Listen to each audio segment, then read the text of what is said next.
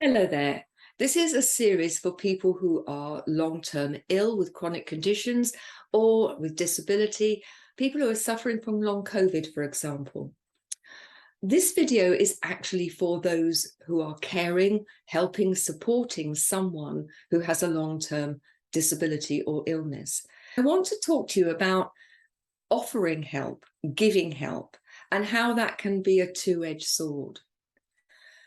You have to recognize that if people are dealing with long-term sickness or disability, that one of the things that's most challenging is the loss of control. They can no longer trust their body to do the things that they wanted to do.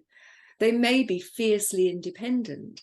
And so being able to give them help is incredibly important. But the way in which you do it is just as important.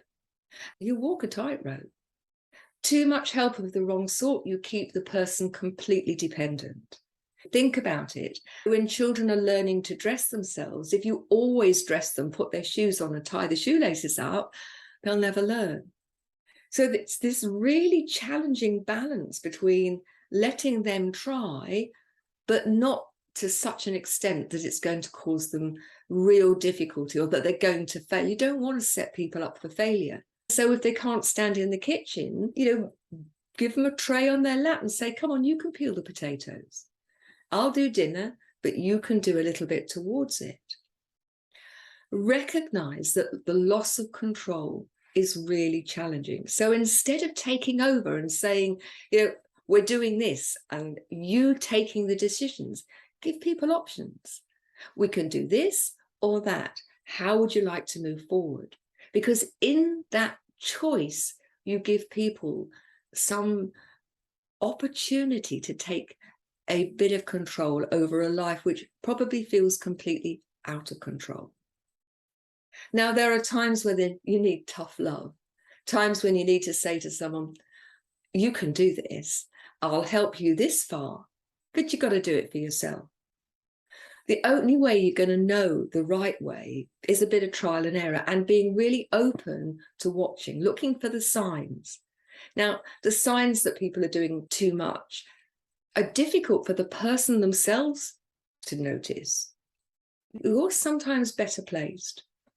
I know one of the things my mum said in the early days, I know when you cross that line because suddenly you go very pale. The blood drains out of your face. And I know that that's the time I need to step in and say, stop, I'll take over. But for the person that you're supporting, you're going to need to be really observant. Watch them.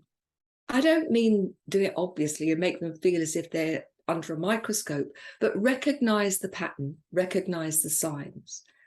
The voice is a really good indicator for some people. And when people are tired, that voice becomes different.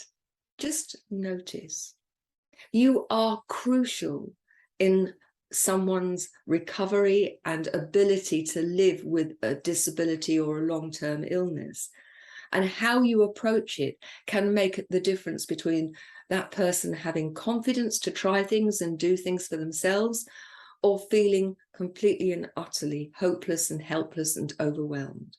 It is a big responsibility, and I do recognize how challenging it may be. I love to hear people's stories, and if you'd like to tell me how it is and you want some help, then do reach out, and all of the details are in the description, because I know it's not only lonely for the person, but sometimes it's even harder for the person who's trying to support them. I hope this has been of help. There is a companion book which has got lots of information and lots of strategies that I've found helpful, not only for myself, but for other people. Again, you can find the details in the description. Lots of other videos in the playlist, some designed specifically for you and some designed for the person who is, dealing with the personal challenge of illness or disability. It's worth watching both, because if you have an insight of what it's like to be them, you'll be better able to help them. Thanks for listening. I'll see you in the next video. Bye-bye now.